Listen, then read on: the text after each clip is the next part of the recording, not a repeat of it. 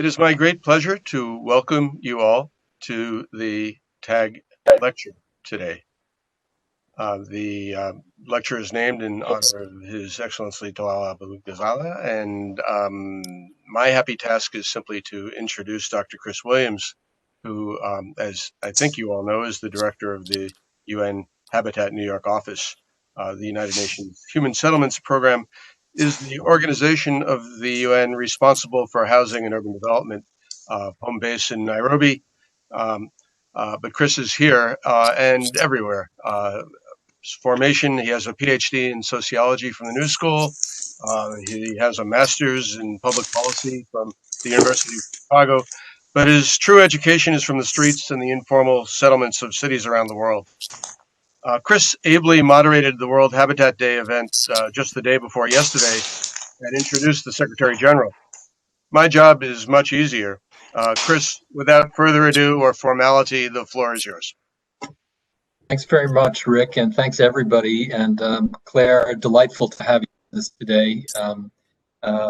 Cyberland and Lance and Ali and others from CSU and the American Institute of Architects. It's a real pleasure to be celebrating Urban October in this way, including within Urban October and events that we organize over the course of October to celebrate issues of urban development and affordable housing. To have the Talal Abu-Ghazaleh lecture, the TAG lecture, and to do so having a very provocative speaker to get our juices flowing and challenge us, to challenge underlying assumptions. Claire, terrific to see you again this time. Congratulations on the award last night, the CSU award for 2020, and appreciate your work and thinking, and happy that you'll be contributing to the Urban October in this way. In the spirit of intellectual engagement, I would like to just say a few words about what Habitat is doing to challenge its own assumptions, and certainly we will glean a lot from your presentation today. When the pandemic hit, a lot of us in the organization, particularly those that had worked for many years on urban development in many different contexts, felt that the pandemic had challenged many of our underlying assumptions about urban development, its relationship to state-society relations, how urban form, affect not just ways of life, but in particular public health, and what that dynamic meant in the time of COVID. So we went through an internal process of thinking about what were sort of the salient issues, and how could we organize a learning project that would both engage external actors, but also be the basis by which we reform as an organization, and how we go about our policy programming and support to governments and local and non-state actors around the world. So we will be launching a series of webinars in November based on the chapters of each of the sections of the publication that we hope. The working title is State of the World Cities in an Era of COVID and Beyond. And it has sort of four chapters, and I will just mention these quickly and put that as our modest contribution to your lecture, Claire. And certainly you have a lot to say about this already. It's built in to your thinking. But the first is what has COVID done to our thinking about the role of the state? Many of us look at subsidiarity and decentralization as a good thing. But what happens when there's a crisis, and how does central and local government work? We see in many countries, not least the United States, a breakdown of dynamics between central and local government, and within local, distinguishing regional governments from local governments, and even down to the level of counties and states having tensions. The second major issue that we're wrestling with is what is happening in terms of inequality. How has COVID sort of brought out historical inequalities, made them deeper, more penetrating, but then how has it made them visible?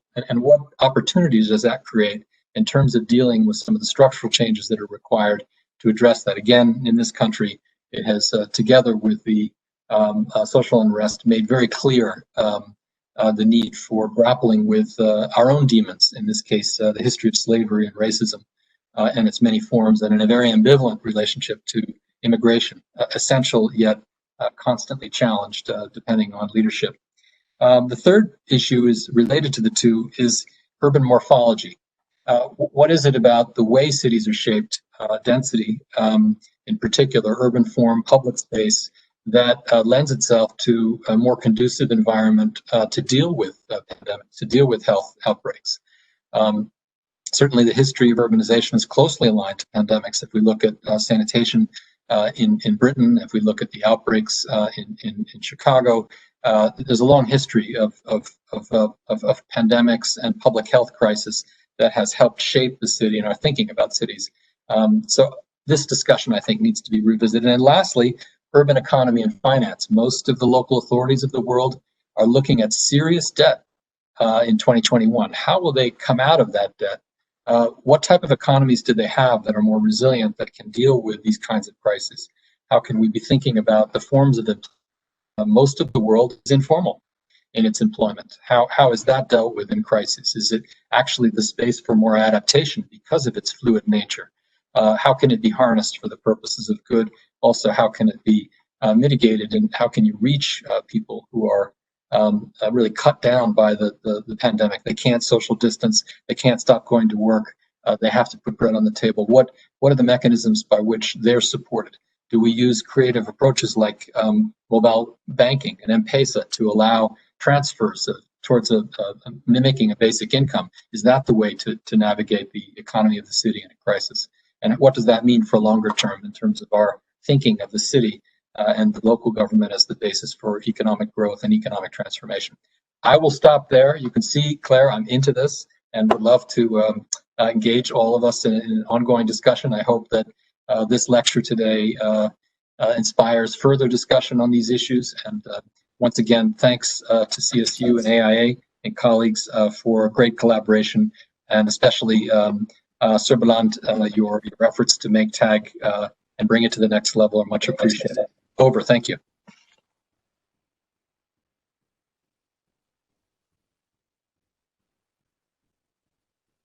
Should I just go ahead and share at this point?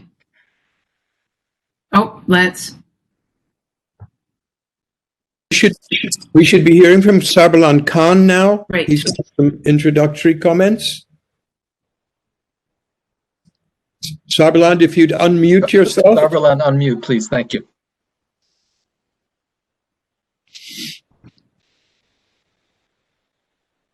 Oh, he's still muted. Yeah, sorry, Sarbalan, if you can unmute.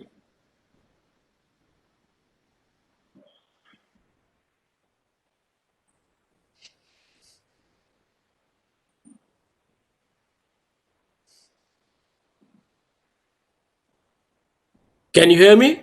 We can, thank you. Terrific, Sarbalan, please. Okay, thank you very much, Lance and Chris, for your opening remarks. I'm really honored to chair the inaugural TAG lecture by Ms. Claire Weisz on post-pandemic cities, organized by the CSU as part of the World Habitat Day celebrations.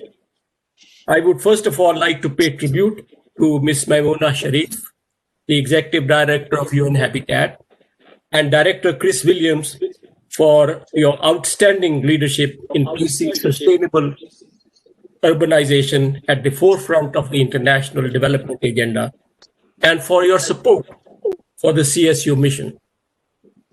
I would also like to acknowledge Professor Lance J. Brown, President of the CSU, and his colleagues for organizing this important event.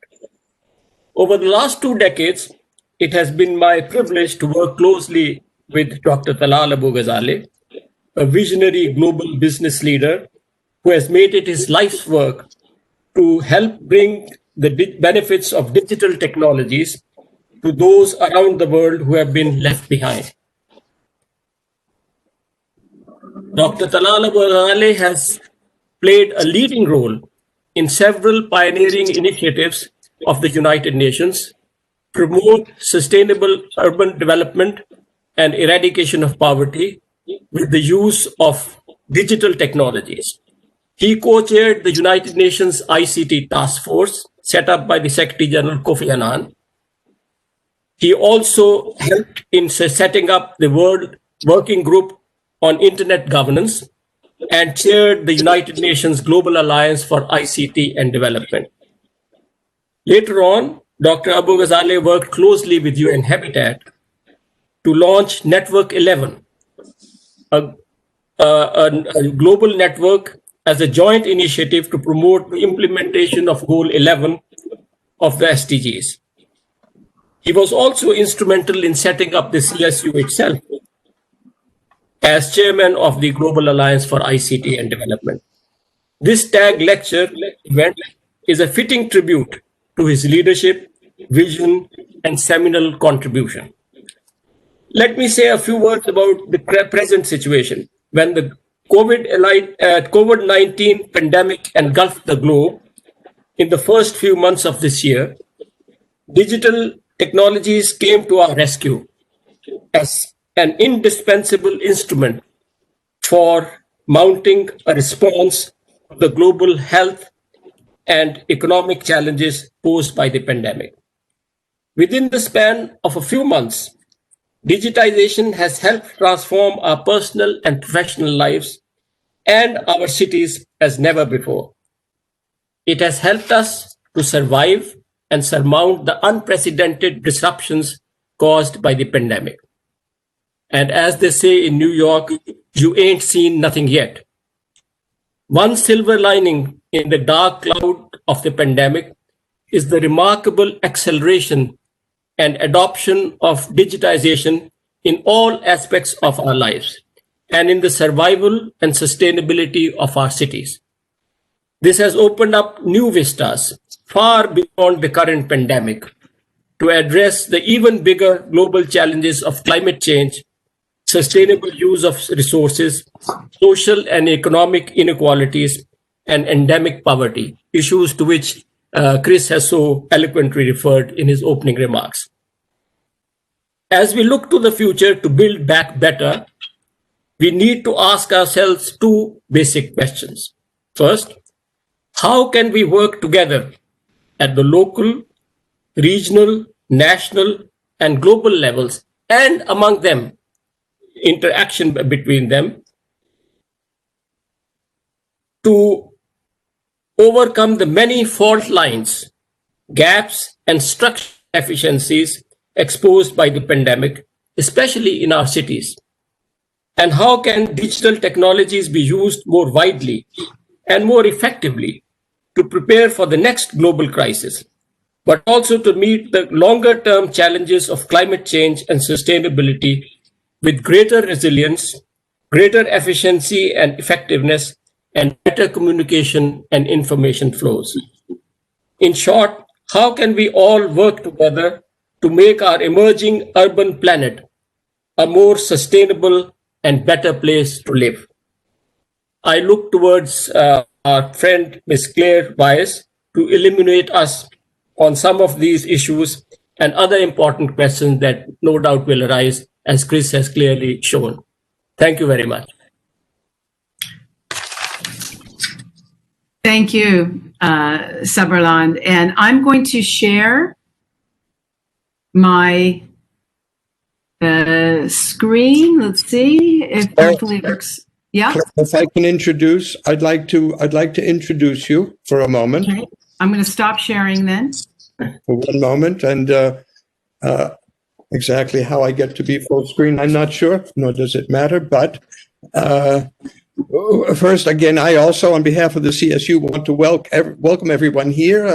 I'd like to welcome you to the third event of the CSU in our CSU October series.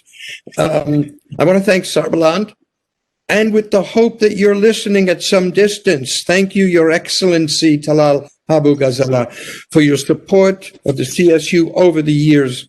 We are in your debt. And thank you, Chris Williams. Your presence and role in New York has been a benefit to us all. We look forward to many more fruitful collaborations with you and your UN Habitat community in the coming years. We're very grateful for your collaboration on our two previous Urban October and AIA New York October events, and your opening of this, our third CSU event of the month. A note on today's program: after the lecture presentation by Claire Weisz, there will be a question and answer opportunity moderated by CSU board member and moderator Rick Bell. Please feel free to send your questions via the WebEx chat link, and we will entertain as many of those questions as we can. In addition, if you would be so kind as to keep, during Claire's lecture, your system on mute and no camera, so there's no interruptions going forward. It's now my great pleasure to introduce Claire. Claire is an architect and an urbanist, founding principal of WXY Architecture and Urban Design, an award-winning practice based in New York City, known for their innovative approach to the design of community, public space, structures, and cities. Claire was awarded the Medal of Honor from the AIA New York chapter in 2018 and the Women in Architecture Award by Architectural Record in 2019. And the Champions Award by the CSU in 2020. Among her other awards are Built for Women New York City 2014. Someone needs to put on mute, please. She's a winner of the Department of Sanitation Garage and Salt Shed and the Bronx EMS Ambulance Station. WXY is globally recognized for its place-based approach to architecture, urban design, and planning, and has played a vital role in the design thinking about resiliency. In 2019, Fast Company named WXY one of its world's most innovative architectural firms.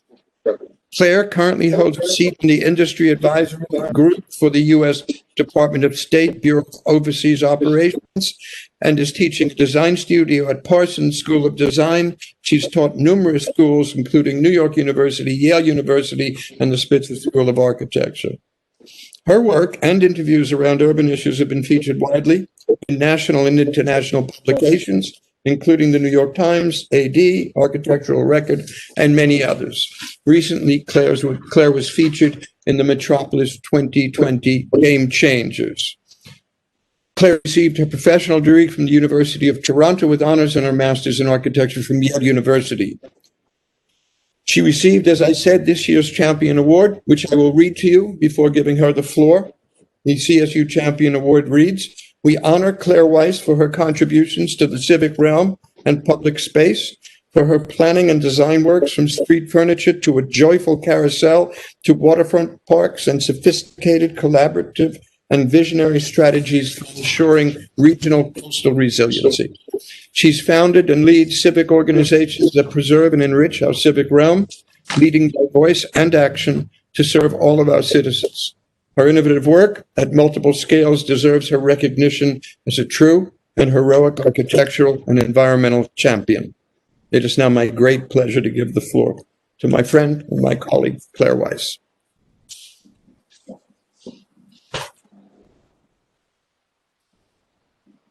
Unmute, please, Claire.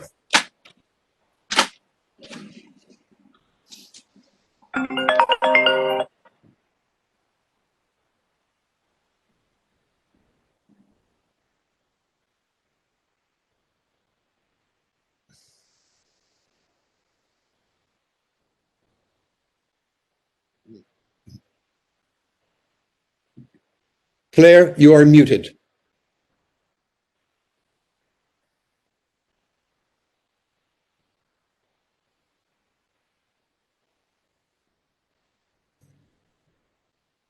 Unmute, Claire. You know, what I'm going to have to do is share slightly differently. I picked the wrong screen. Okay, let's try this. Now can everyone hear me? Very good. Very good. I had picked the wrong share screen. Who knew that there was options? Okay, I'm going to try one more thing, which is see if I enter full screen, if you can all still hear me and see this clearly without lots of bars. Does this look good to everyone? It looks good. It's full screen and we hear you. Great. And if I change the slide, you can all see the 17 Sustainable Development Goals? Yes. Fantastic. All right, then I'm going to start now. I want to talk a little bit about why this title and why this lecture. What Lance didn't say is that the CSU, I believe a year ago, it was almost a year ago, at the UN hosted a conversation and a panel on the future of public space in light of our digital age. And who would have thought that, in fact, it is the topic of the age, which is for us, for anyone in the built environment, which is really trying to understand in the world of social distancing, where here we're getting together literally on a digital platform in a somewhat privatized Zoom or WebEx space, that what we started to talk about and would be critical. And I say critical because this world of social distancing has all of us thinking about, not as a theoretical basis, the future of urbanism, but in an actual fact, we're at a crisis point. And we need to talk in a very basic level about our presumptions as architects, planners, engineers. And therefore, I thought in this talk, we would really talk about this issue about who is actually coming up with ideas and how long are we planning for? And that's really what the proposition here is, which is, how does what the next generation is asking for, which is thinking about long-term, thinking about beyond our lifetime, have to do with how we think about urbanism today? And that really relates directly to the fact that most of us work in a world of projects. We work in a world where we measure any of these goals against the projects we achieve. But in real fact, when I look at goal number 1, no poverty, goal number 2, zero hunger, 3, good health and well-being, how many of us can say that we actually can address these goals within our projects?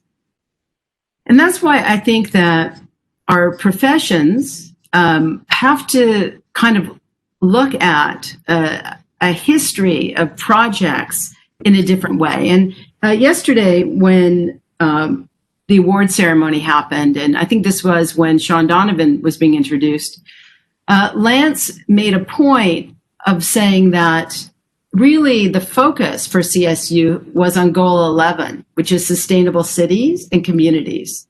So I think with that in mind, I think I would like you to take you through a little journey here through a number of important themes.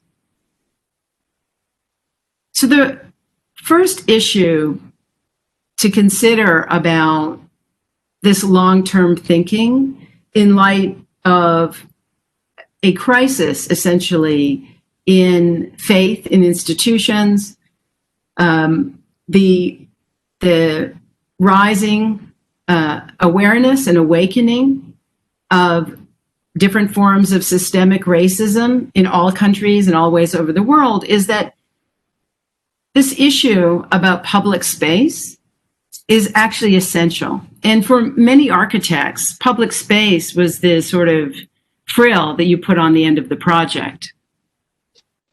And so if we think about, here's a model from a project I'm going to show about our object-based approach to cities and our object-based approach to how we produce engineering and architecture, I will posit that most of the innovative urban design work and research, in particular, being done by people who are at the beginning of their careers, as many of us once were, actually pushes against object-based approaches. And so I'm going to tell a little bit of a story of this effort, this endeavor at the Rockaways, but in light of really thinking about Robert Moses starting this. He really wanted a highway here. We ended up with a boardwalk. As you can see in this picture, taken right after Sandy, the connectivity element, this Rockaway boardwalk public space, was completely destroyed. And I'm going to attempt a short video here. Whoops. Maybe this will work if I do it. Yeah. And one of the reasons I put the video in is because we have to really see that the scale of something impacts many people in many different ways.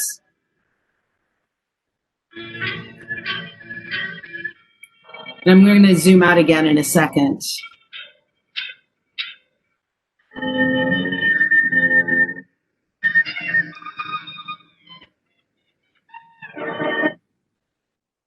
Okay.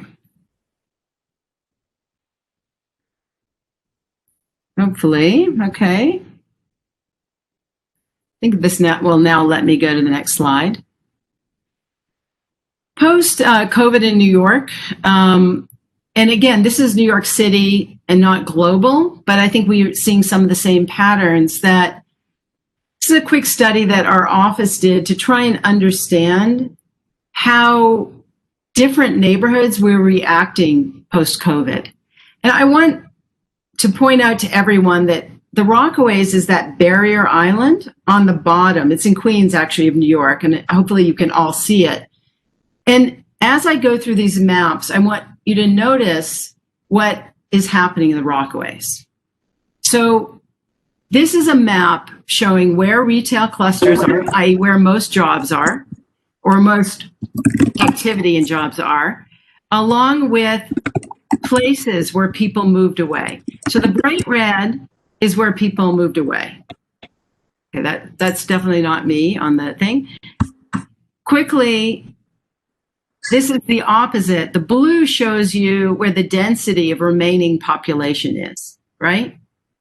And here you can start seeing the Rockaways, people stayed. Then, like Paris and London and other places, one of the very difficult things was actually the lack of space for people to move. We have a lot of space for cars in most cities, but that the street space dedicated to people. So we recovered by having the open streets concept, which actually means closed streets for cars and open streets for people. But you can see was a lot of mapping done about where sidewalks are too narrow. And where do you see the sidewalks that are too narrow mapping? Primarily in those places where people couldn't afford to move, they couldn't leave the city, they needed to stay, and its relationship to those open streets. Finally, kind of Manhattan has the highest density of retail establishments and of commercial activity. That's where most people left in this pandemic. So now I'm overlaying the open streets on that as well. So if you noticed, the Rockaways got no open streets, had very little park space, has very little retail activity, and no one stayed. So the Rockaways was one of the neighborhoods hardest hit in Sandy, and you can see not a lot has changed. It's also been the hardest hit in terms of COVID. So there was physical destruction then. And what I would put out there was that the planning that was possible of Sandy, the kind of urban design discussions, really were able to, I think, get into a broader discussion about scale. Like, what can a project do for people beyond the project itself? And so this map kind of showed you that the City of New York, EDC, was willing to use funding for the project to actually plan, master plan, parks plan, for all the rest of the remainder of the space in the Rockaways. And generally, that's difficult to do, but critical, actually. And so the kinds of renderings of a new boardwalk, of beaches, were also accompanied by renderings and work on local neighborhood scale, environmental recovery, along with recovery of social programs. And so when we get into what has happened, which is the lack of ability for people to kind of get in small spaces together, the outdoors has been more important. Now, this is a projection of a future park, but this park actually is under construction. And in addition to kind of spectacular things as urban designers we do, I think that the other thing I learned from this project was to focus on depicting the ordinary, people's regular lives, those people who had apartment windows, small, and what would their experience be of having to raise a boardwalk by 9 feet? What does that do for them? And I think this gets into kind of that idea of engaging process and change. The other day, this is a rendering, but I saw that this skateboard park is in fact built, and it gets very, very close to, and people are already in it. And this effort to kind of engage with the issues of environmental justice directly with a project about connectivity does not happen often enough. So as we kind of go through what this is about and why I think it's a great representation of the issues of scale, is generally how big something is, how long something is how we measure the amount of effort on something. But in actual fact, the process, the kind of that it takes to design a system that is open to change is probably more important than what the final result of one thing or another is. And that's really runs counter to how I was trained, maybe in architectural practice, and many of you. And I know that I'm not going to let someone annotate the slides yet, by the way. But in thinking about how engineering and architecture share the problem of today, which is that we don't know answers, and our projects actually have to adapt to change drastically, I think that the engineering community and the architecture community, let's see if I can, something happened here. Let me see if this works.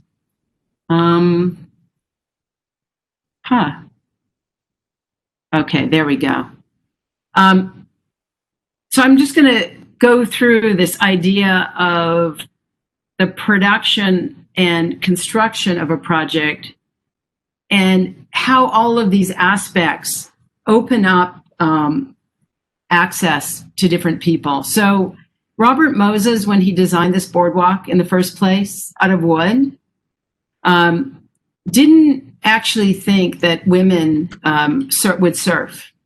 And he probably didn't imagine the kind of needs of today. And so based on that, and based on the challenge of the Rockaways, which already had an easement so that you could build a continuous thing in place, I think one of the questions out there is not how we build buildings post-COVID, not how we build bridges post-COVID, but how do we build easements? How do we build continuity? How do we plan for connections in the future? If this former roadbed, right, which was supposed to be part of a highway connecting the boroughs of Manhattan, when that idea got abandoned, it was able to be interpreted as a public space. And in this final design, it was able to be claimed by the community as their Hollywood sign or their High Line. And so as I kind of flipped through the scale down to the bench and the drinking fountain and the issue of ADA accessibility coming to something that didn't have it before.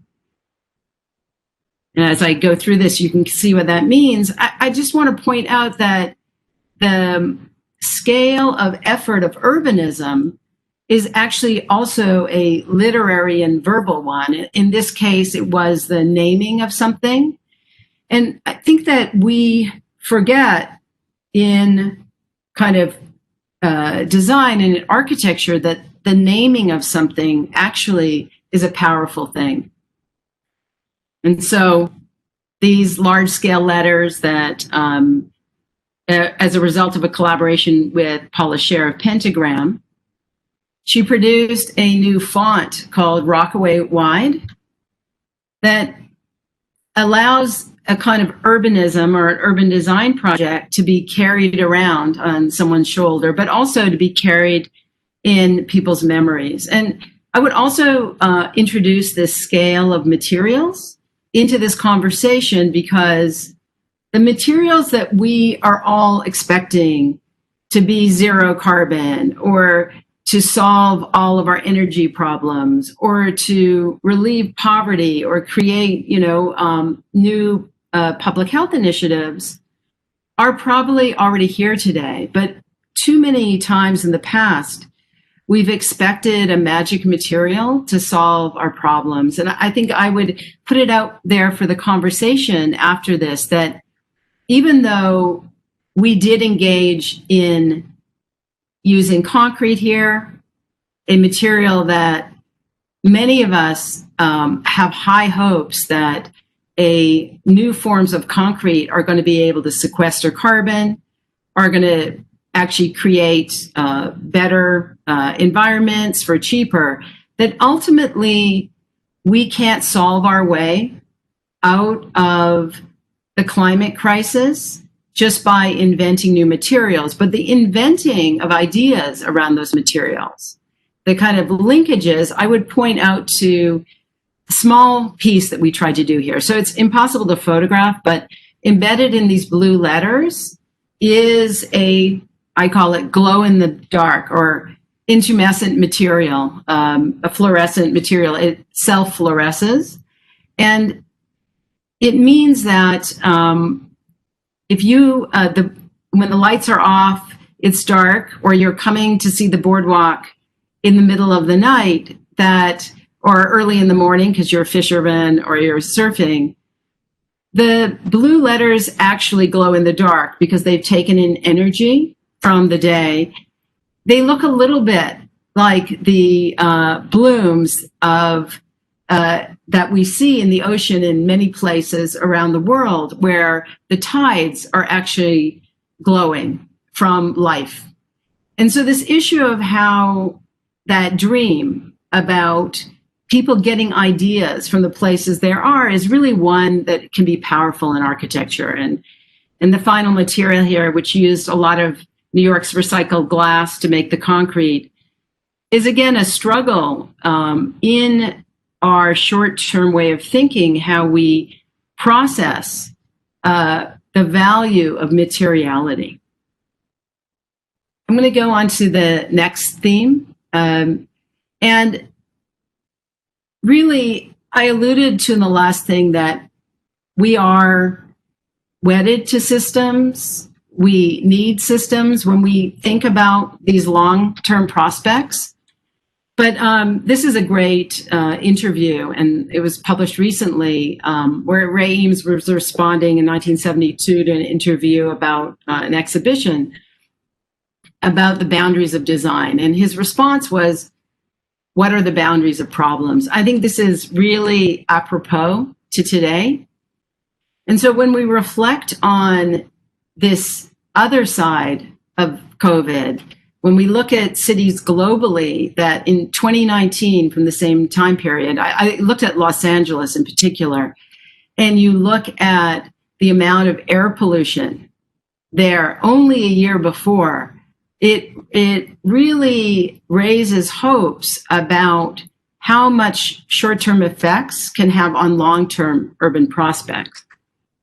And equally, New York City's statistics and linking to a national study, that there is a direct correlation between all of the work that people have been doing on reducing cars in cities, on reducing other kinds of, whether it's airports, and really looking at a way to understand that the racism of our systems is directly linked to who we think is the most dispensable in our cities. And facing that fact, I think, as urban designers, leads directly to the issue of our own waste and how we look at waste. And so in terms of systems, for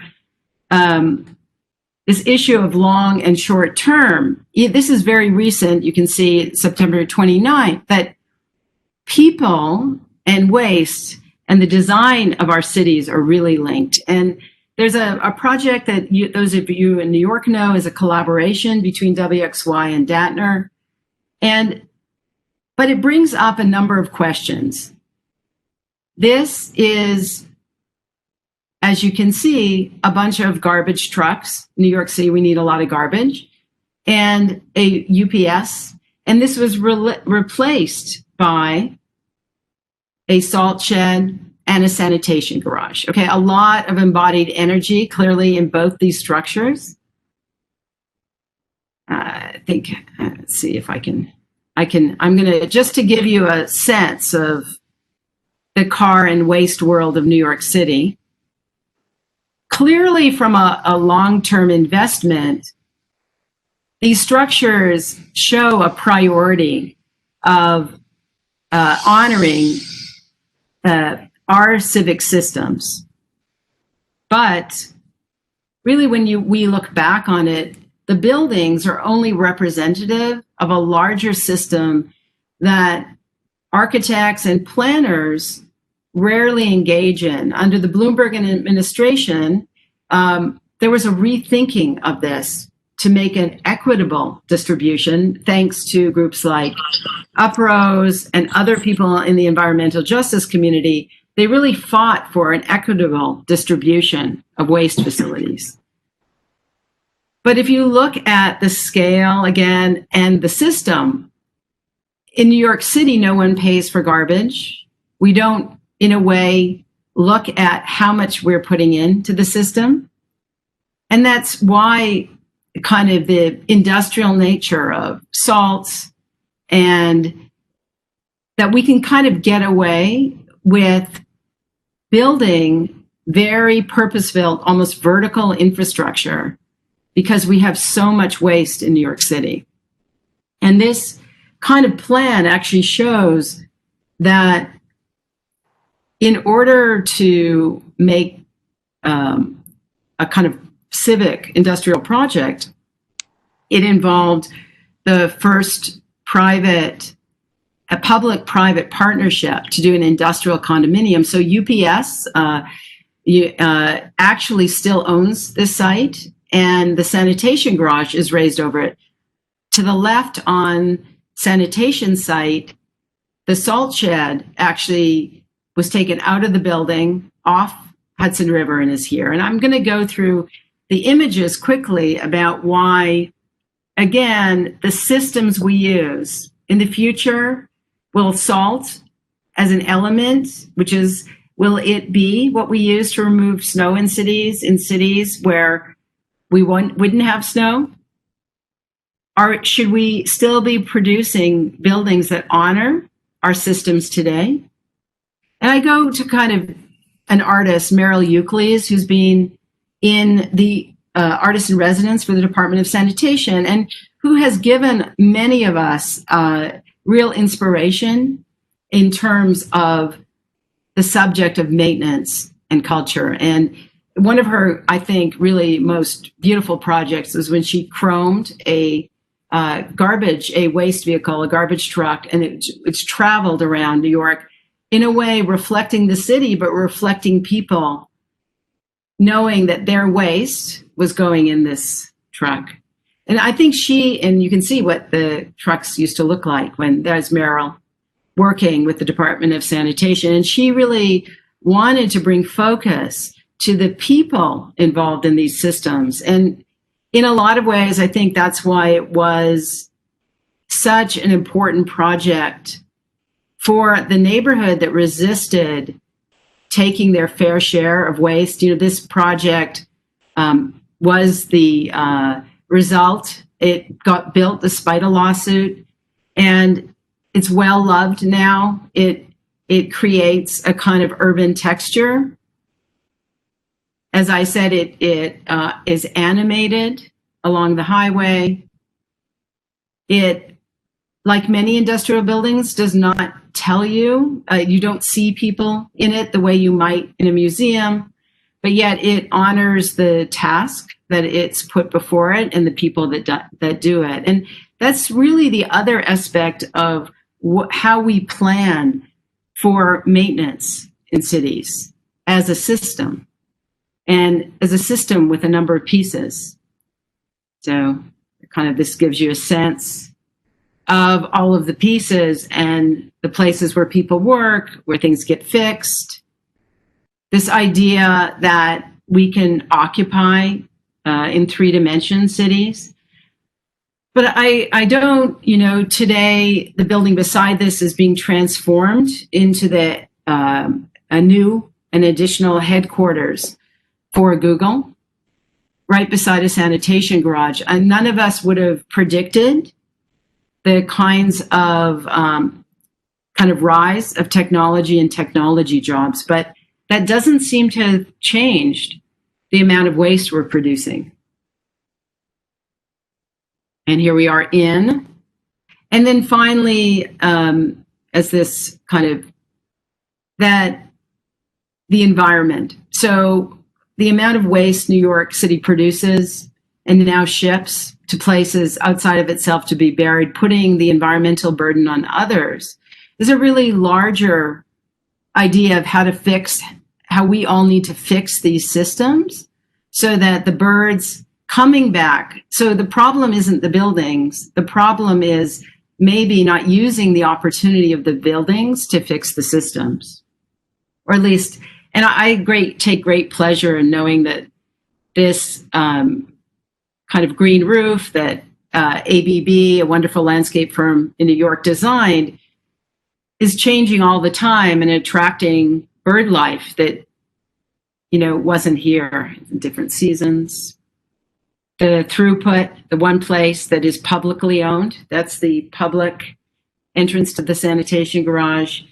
And then back to weather. And the main use of these facilities are when they aren't out. But when you think about it, and we see it kind of on a day-to-day and working, in the future, if we weren't using salt, and this is one on, Heron Preston, a fashion designer, asked sanitation to use the salt shed to show off some of the really interesting work he does with uniforms and high fashion design. And his work actually now, most people are selling basically with e-commerce. But in a lot of ways, I think the idea that we may not, the buildings will still be there, but ultimately we have to change our systems of waste. It doesn't make our buildings less valid,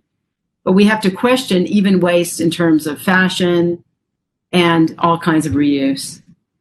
And so it really gets to here's our proof, right, of how much is going to landfills in New York City.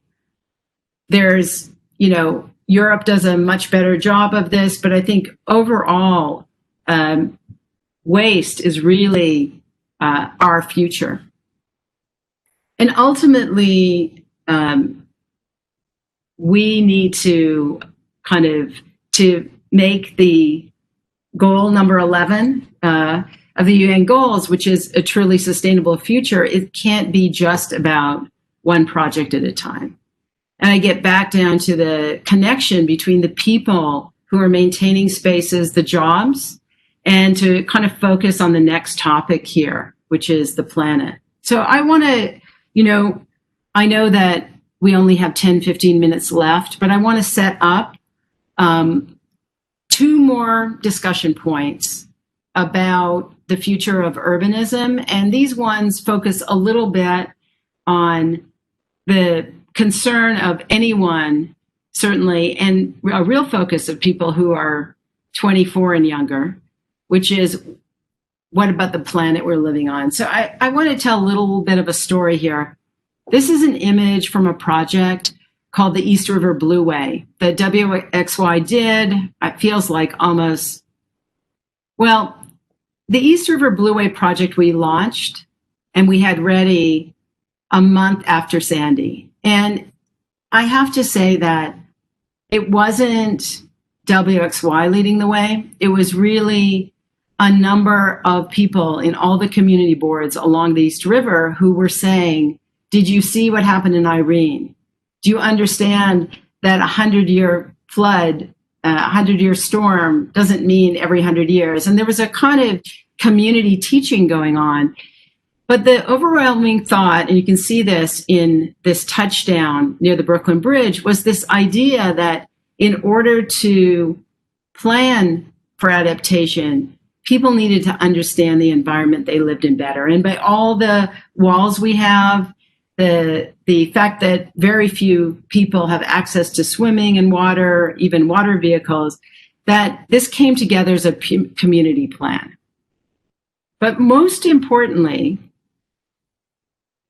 parallel to that, in Atlanta, Ryan Gravel had completed his thesis at Georgia Tech, and he proposed doing, out of an old rail line, the Atlanta Beltline, and this is an image from it. It's really not only exceeded expectations from a development point of view, but most importantly, from a public health point of view. This was one of the first projects that did a baseline health impact statement. And they've been able to prove that the amount of walking that many people who had never walked before, who had never walked more than 2 blocks in Atlanta, a city you don't walk in, that the Beltline itself was improving health outcomes for people. People would literally drive so they could walk the Beltline. And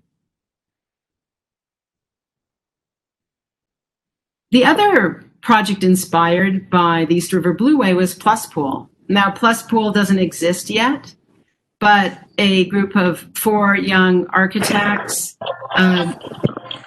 came up with Plus Pool, to inspire people. This shows it at the Brooklyn Bridge, looking the other way. But to basically ask the question, why can't we swim like we used to? There we go, Plus Pool, and the High Line. So a little bit before, a 30-year-old and a 36-year-old, Robert Hammond and Joshua David, kind of asked the same question, which is, why can't the outdoors be different?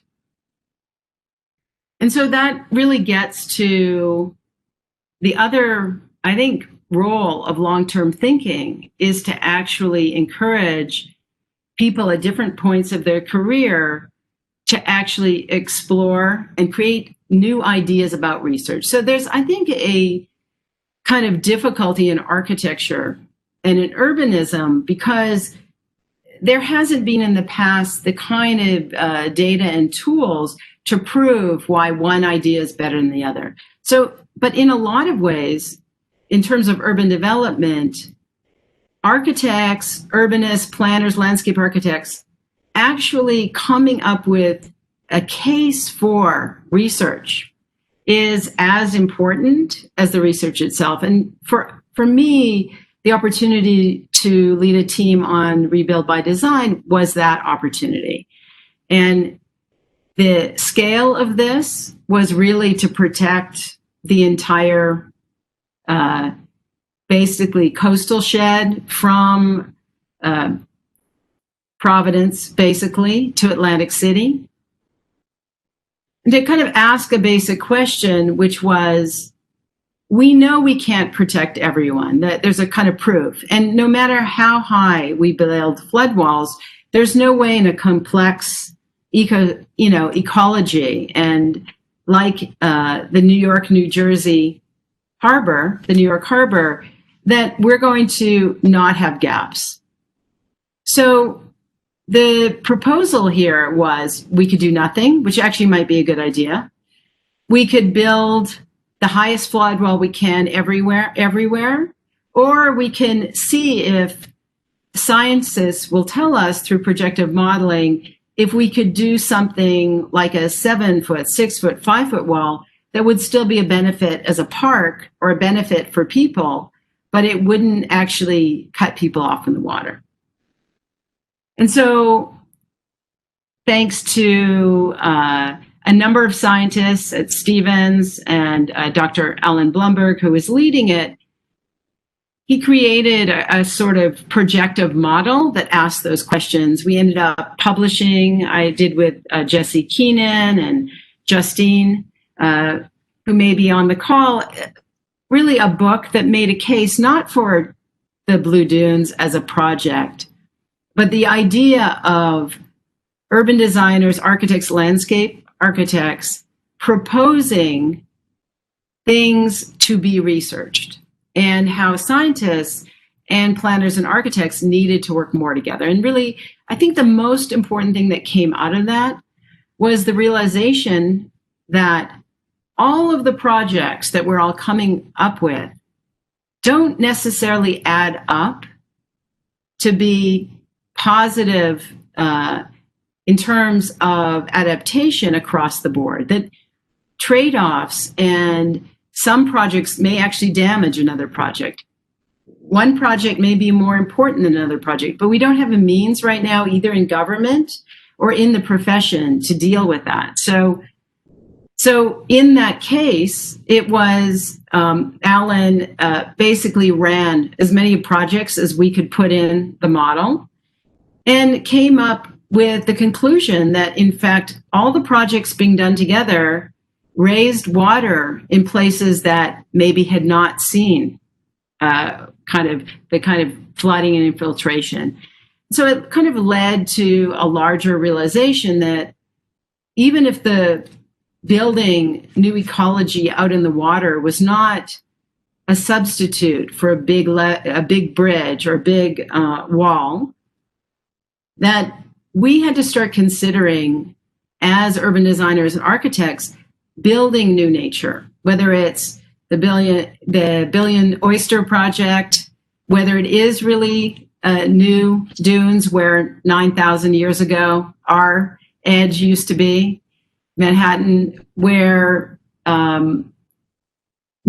just like now we bury subway cars, that fish and animal life will adapt as well. But if we think just restoring a wetland is enough, we started to realize that we have to promote larger scale research that would support, in fact, human beings building more places to increase essentially the role of the planet in our thinking about what we develop and build for human habitation, that we had to sort of think beyond it. And that kind of wind turbines, barrier islands, they had to be thought of together, not separately. We can't think of wind turbines as simply solving an energy problem, when in fact research coming out of Delaware and Stanford showed that wind turbines on their own create kind of a slowing down of hurricane winds. And so finally, I want to kind of go to my last topic before we start engaging in a conversation, which is social impact and people. And here we are in the Brooklyn Navy Yard they have a number of programs that are very successful, both in construction, but in filmmaking, for bringing people into professions that they hadn't contemplated. And this actually is these STEAM programs and these connections with universities and design programs like Pratt and other companies are really made possible because the Navy Yard is ultimately, although run by a separate group with a board, is ultimately an investment that New York City made. It's sort of the idea of public work. So in working on the master plan for this idea of segregating industry and the benefits of not having to see mixed use maybe as a benefit, but thinking about mixed use in terms of mix of uses within industry kind of led to a case for cities. And this is pre-COVID. So today this seems unbelievably prescient that New York City and other cities need to be able to have the means to manufacture locally at all scales, They need opportunities for basically trucks and cars and big scale stuff and small scale stuff. They need ways for people to understand what's being built, for showrooms, and for some amount of access to seeing what industry can do, for coexistence between our car and truck culture of today, but of a world where maybe ferries and people and bikes and e-bikes will exist. And equally for universities to engage more directly with future thinking around jobs, and for older spaces of different scales to kind of be places where the new kinds of kind of moving of goods and vehicles kind of can get beyond the truck. And same with resiliency. You know, again, tactical, short term might be the solution. So I'm going to go to another project also about jobs. And that's the Brooklyn Army Terminal to the right that Cass Gilbert designed, that is most famous for pictures of Elvis going off to war. And as you can see, it was a building that was designed for a very particular purpose. Today, the atrium has no purpose, and it's still looking for a purpose. But inside the Brooklyn Army Terminal, we worked on kind of, again, an argument for why old industry and new industry could coexist. And this really primarily publicly owned land, except for Industry City, is really the last vestiges of what was the Bush Terminal, Brooklyn Army Terminal. Again, wars tend to be when things get made most rapidly. And then as a society, we kind of have to look at the fact that our populations here in Sunset Park, an amazing community, absolutely suffers from all sorts of issues around environmental justice, has a very active environmental justice groups, including UPROs, who have argued that the quality of jobs matters as much as simply jobs, that it's what people get paid. And so what's really interesting is the realization that of kind of the city focusing on bringing fashion here, of bringing film, of attracting companies. It was no different than private industry, that you needed good signage and you needed public space and you needed to kind of attract businesses the way anyone would attract business. And you can see this project, which transformed a former parking area into a public space, which again is by separating the modes, something that was done a long time ago, is starting to point out that it should be possible to go to a factory job using a ferry, on a bike, and by walking. And here we are. And I always like to point out that the truck bollards here are well loved by skateboarders who call this Sashimi Park. You know, along with this, Manuel Miranda Studio created a kind of poster series that we were able to put up in the buildings to tell other people who were working. And if I was working for Momo, making salad dressing, I would also know who else was working in the building and what they were working on. So the kind of idea of a community might be not just a living community, but a working community. This is Pedro Reyes. So another thought about engagement was to engage creative time. And the artist Pedro Reyes, right before the election, he created Democracy, a haunted house that was run through BAT. Thousands of people showed up.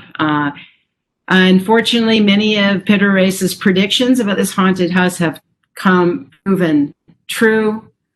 Since then, and this is again pre-COVID, there was an opportunity to actually start using this public industrial building site as a public space. And finally, a ferry now arrives there on a regular basis. I'm going to finish up by doing this really quickly, which is to talk about, finally, machines. Okay, this is bridge.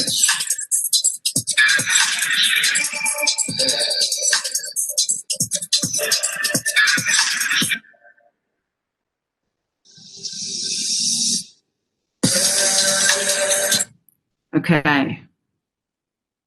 I don't want to take too long, but I want to end on where personal mobility might have a lot to do with accomplishing the UN goals.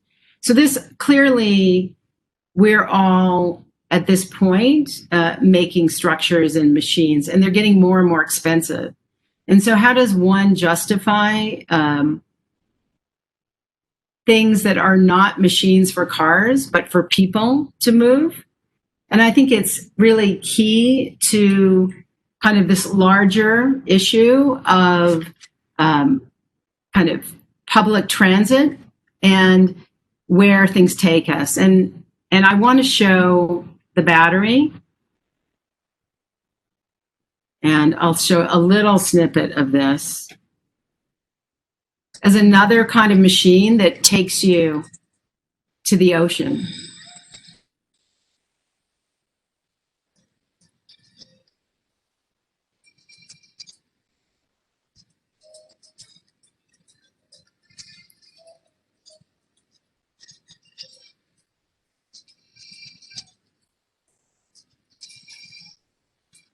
Okay.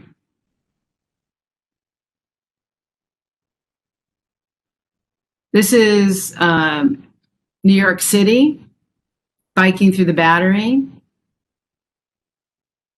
Could be the future of our bike lanes. And again, really Pete Oudoff, Rory Price, thinking that bike lanes actually might be garden experiences, which most of us thought that was a terrible idea. And I have to say, with COVID, this is really one of the few places that people can feel close to nature in Lower Manhattan.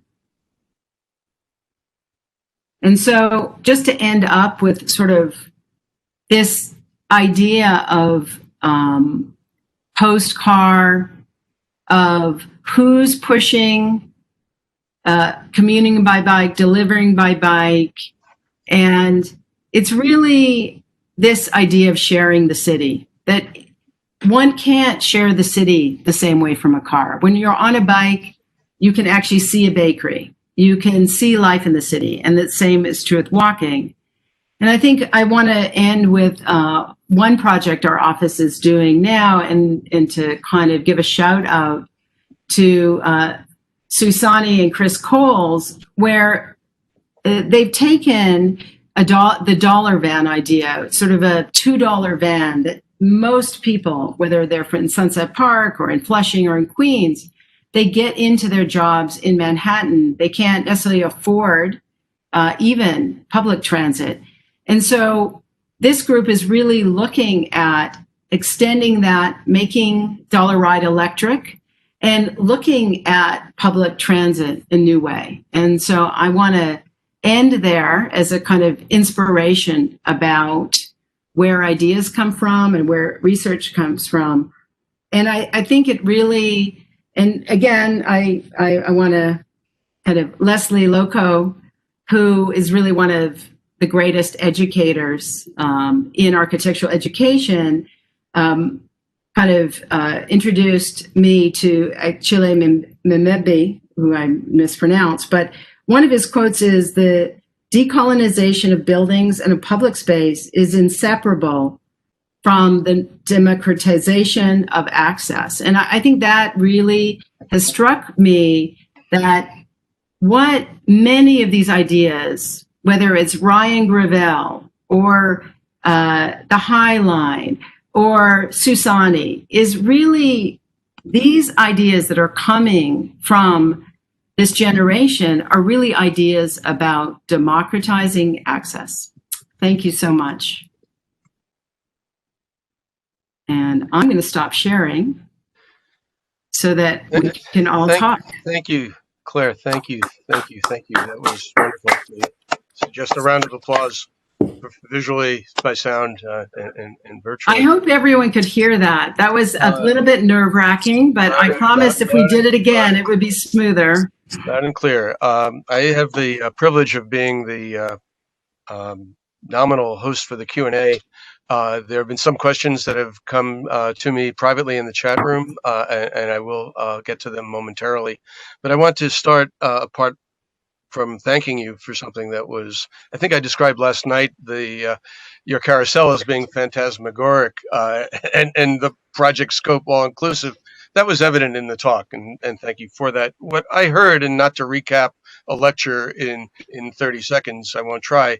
By the way, the lecture, the talk, and the slides will be visible to everybody who missed part of it or wants to see it again. Listen more attentively on the Consortium for Sustainable Urbanization website, which not surprisingly is Consortium for sustainableurbanization.org. So you can catch it again if you need to, or if people missed it. But what I heard loud and clear were that you were talking about three scales, and in different ways. You know, I think in Finland and maybe throughout Nordic countries, maybe throughout Western Europe, people talk about the building and the street and the neighborhood, sometimes the interior in the building. You were also talking about, as was Chris before, the city and the region and the nation. You maybe took it to the next level, which was more planetary. You were talking about three levels of systems, it seems to me, especially people. The images were populated. You were talking about employment. You were talking about symbolism, and I translated that as semiotics into what is the idea, quote unquote, of public works? What is the idea of public space? And you were talking about functionality, not just in terms of the salt shed and the sanitation garage projects I know well from my stint at DDC, but also how adaptive reuse can change how useful a project is, whether it's the Army terminal or the salt shed when it becomes a place for garage bands or a museum in the future. Mm-hmm. And maybe just as importantly, and lastly, three futures. None of them, what's the word, dystopian? I think you were talking about early on, come to the pandemic, I'm sure, health disparities, public health disparities, and that's not a new thing with the pandemic. We've talked about differential asthma rates and possibilities for active design opportunities in different neighborhoods differentially. A lot about social justice, and I'll add, endemic racism in our society, and not just in the U.S. And a lot of time spent in your talk on issues of environmental justice and resilience and sustainability, and yes, sustainable urbanization.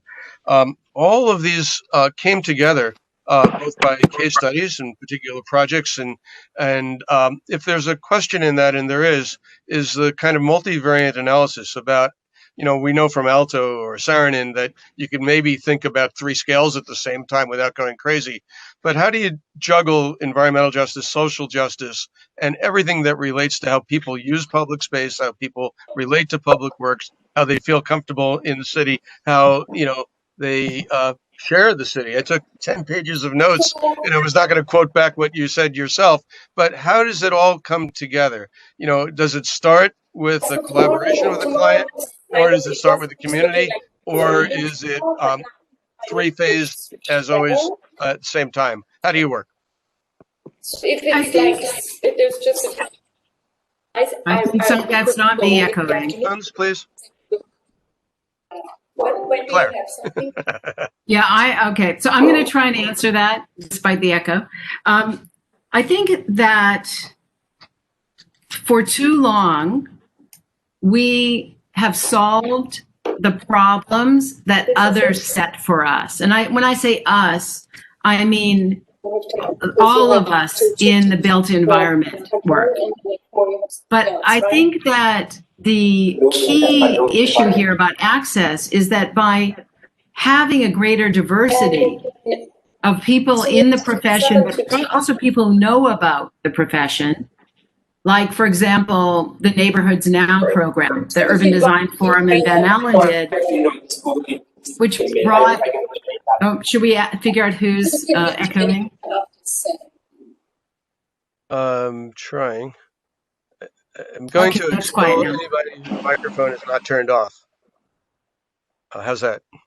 Great, much That seems to better. have worked. So I didn't do it. I think we are not going to survive, and we're not going to thrive in terms of really addressing these 17 goals, but also really creating the communities and cities that UN Habitat is talking about without a huge kind of a new access to our field. That we need new ideas about design and research in the field. Those ideas are what eventually create initiatives and projects. But if we keep, as a field, focusing on projects solving bigger problems, and that's maybe I was being too subtle about it, but I think we count on even the projects I showed to solve the problems. But in fact, it's our field that has to position itself by having greater access, by really having people of that are currently not able to, for example, easily pay for architectural education tuition. For people that don't immediately think in 10th grade, you know, architecture, urban design, I could do that, that they don't, that we are missing their ideas. And we're missing the kind of analysis of data they could be doing. And so really, the issue isn't only the collection of data, which I think as a society we've gotten much better at. New York is actually very good now at getting data, both publicly and privately. But it's really how we interpret the data. We're missing great interpreters of data, great curators, great observers. Excellent answer. We have questions both from Chris in his opening remarks, and I'd like to get to some of them, and from Lance as well. But in deference to the people who are participating as listeners, I'm going to immediately go, despite my long list of questions, to one that just came in on the chat room from Eric Winkle. You could see it there. I'll read it, though. With state and city budgets facing huge deficits, are you optimistic that these large-scale projects or larger-scale projects need to continue to be funded? And all of the benefits of avoiding catastrophic devastation, as from Sandy, justify the investment? Well, it's a very, I think the question is, what can we afford to not do? And maybe that's why I brought the Blue Dunes example up. Had we decided then that we really needed to invest in as much in ecology as in putting up walls around our infrastructure, we would be in a different position even today. I think that if we don't do it, I go back to Alexandria, who was honored yesterday. The generation behind us will have an even harder time doing it, and we have to make it easier for those people for the younger generation in school today. We have to see our job as making it possible for them to actually have even more and bigger ideas than we do. But I do think that the issue of budgets has a lot to do with priorities. And the only, I want to just say that 4-letter word, vote. And I'm going to say it again, vote and vote again. Basically we have not participated in government. And I also want to just applaud all those of you that are on this call that have spent time as architects, landscape architects in public service.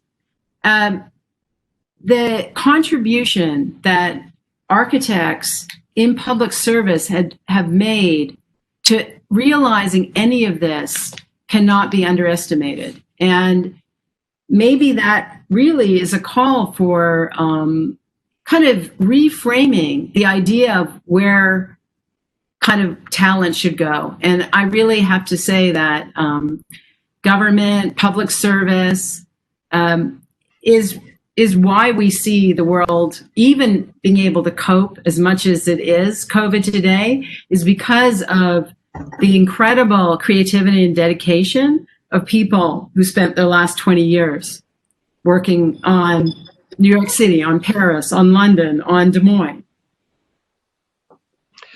I noticed that when you did the video of the Rockaways project, the background music was Rhapsody in Blue.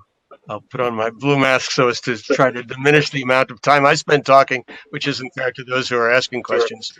But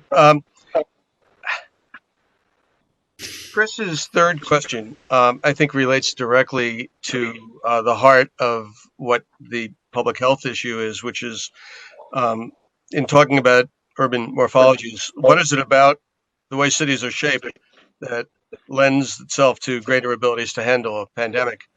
And it's maybe not just a pandemic, but almost any kind of natural disaster, or foreseeable dystopic future. I think it kind of gets to fundamentally most of what we see in cities happened after tragic events or disasters, right?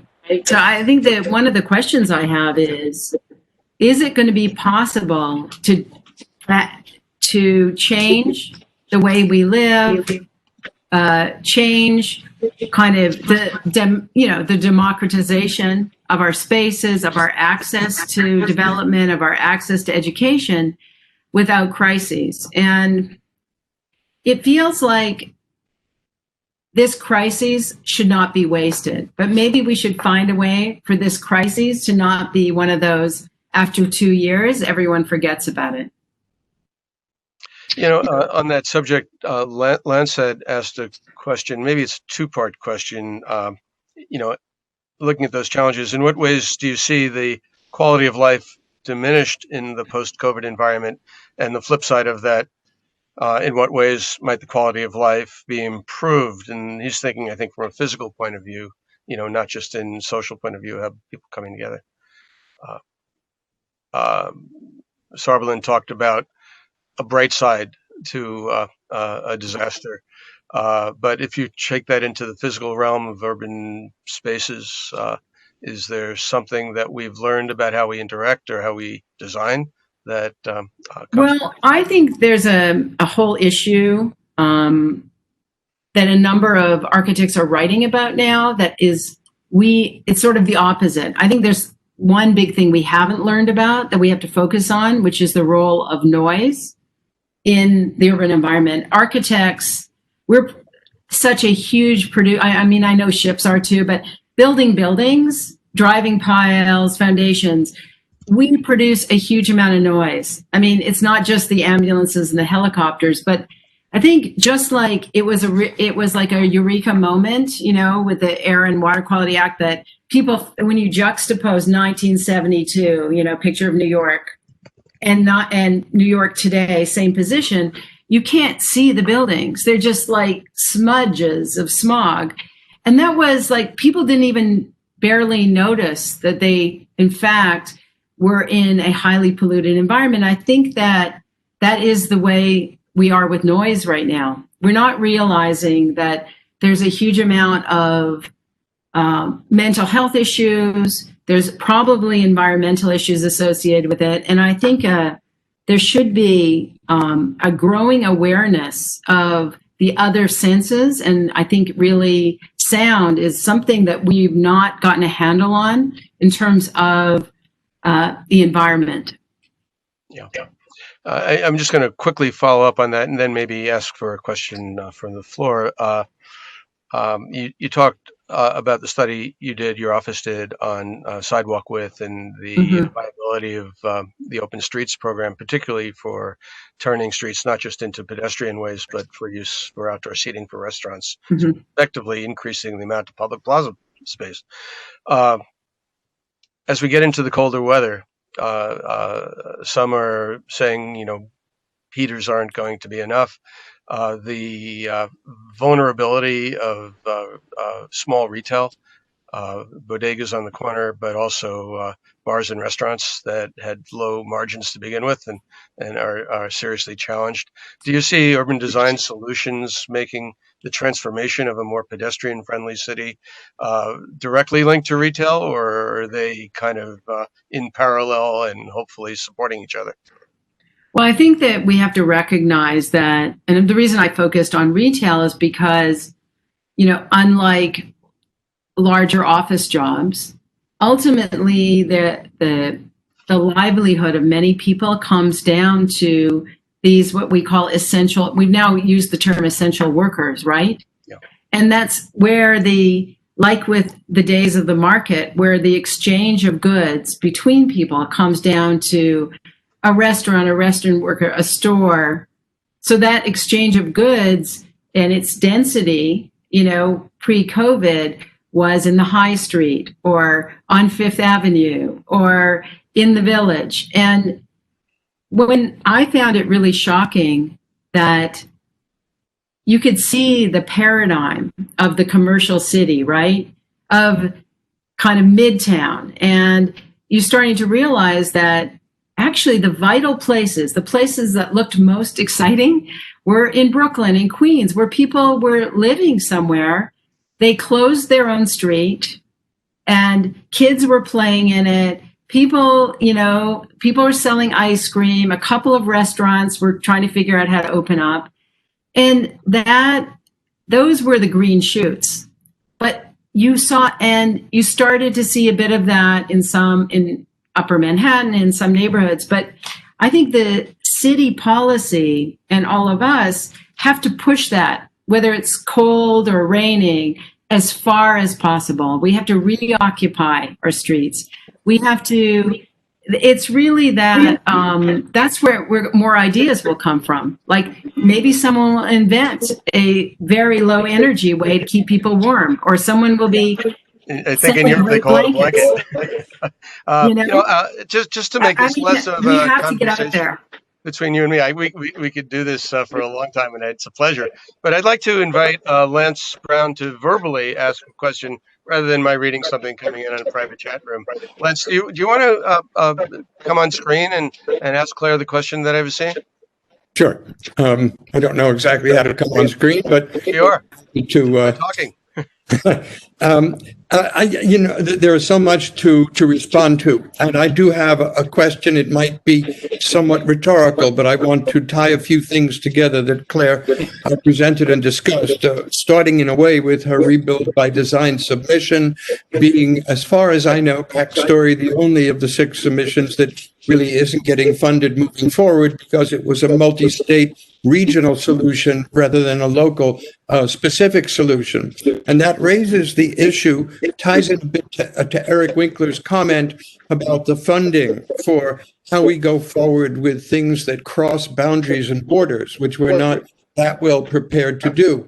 It also talks about the scale, funding between the federal, the regional, the state, the city, and the local governments that often divide and separate solutions that otherwise would be the appropriate and correct solutions, not to mention federal or public versus private solutions. So given Claire's actually very, very broad intersection with many of these levels of funding and control, my question is, what can we do going forward? Voting seems a good idea, but what can we do going forward to try and get beyond the boundaries that prevent us from applying ubiquitous solutions that cross boundaries, just as we've tried to do with schools and voting and everything else? What from your experience might we learn, or what can you suggest we can do in that regard?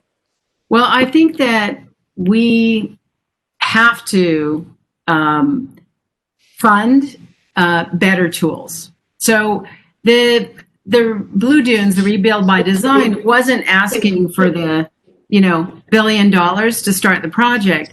It was actually asking for a couple of $1 million to fund a regional, supercomputer model where everyone would put their projects into the model and be able to benefit from a publicly held predictive model data source.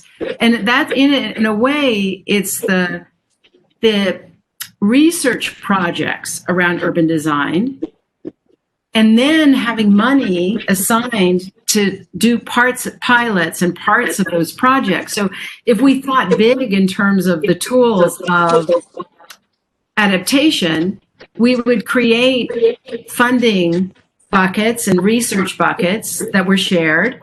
And then people could apply every year in a competitive way to do a project out of that. And as long as the project had the community and has a kind of way of proving that it's beneficial to more than just the 3 people that were benefiting from it, so that we started to look at social benefits that as in a more shared way, I think we could change a bit how projects could be generated out of other projects. We tend to see projects and funding of projects as a limited resource. Here's a project, it gets funded, that's it. Instead, we need to pick projects that beget other projects, and we shouldn't be funding any projects that don't do a good job of making other projects. That's what I think. That's a good answer. I think one of Chris's questions and Ambassador Liner's comments last night and in the World Habitat Day talked about a crisis in governance and a disconnect often between city, state, and regional. We see that in New York City and not just on the pandemic. But taking the pandemic as a starting point, and to Lance's question on regional resilience, can you imagine how learning from disasters as the building code changed after 9/11, do you think the pandemic will trigger a greater degree of thinking outside of the French call an esprit de clocher, a narrow, xenophobic and self-referential scale, so that problems that are global are acted upon locally but thought through globally, as we've all been dreaming of for half a century?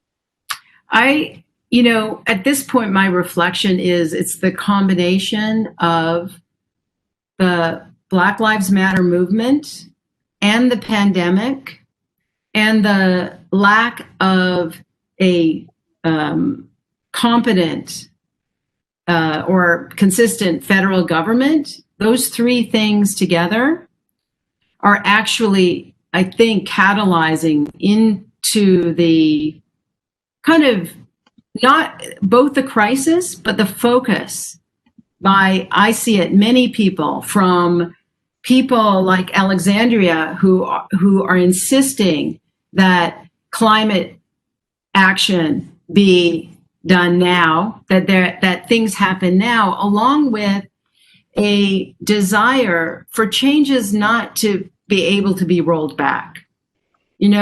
For many people who fought so hard in the civil rights movement to then realize, oh, there's so much didn't actually change at all, that it was so easy to reverse.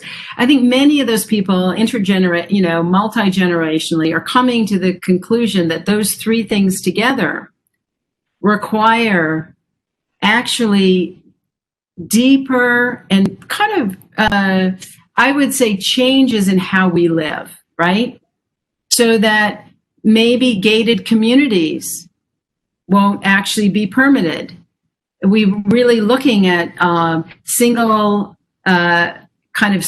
structure zoning, house by house zoning, as a lot of cities, whether it's Minneapolis, are kind of looking at that and saying, no, we can't afford to build you all a road to go to 4 houses, right? Where density is something. Ms. Weisz. Yes. So I really think it's all those 3 things together that are creating a movement for what I would call accountability to each other in terms of urbanism. And I don't know how that's going to play out. I mean, I guess I tend to be a real optimist, as you can tell.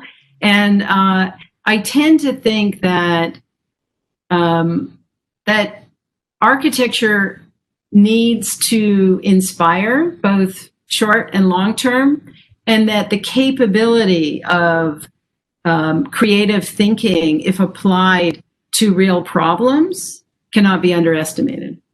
That's a great ending, Clara. And with that, I'd like to thank you. I can't thank you enough. I'd like to thank UN Habitat, the Consortium for Sustainable Urbanization, AI New York chapter, everyone else who's been involved in both planning this series, this talk, this week, and especially to what you put together in such a short period of time that encapsulates it all. You've seen some of the positive remarks in the chat room. The dialogue is going to continue. And as I said, as I wrote, you could see the talk again. You could see how you looked. We could all see what you really said, Yes. On the Consortium website.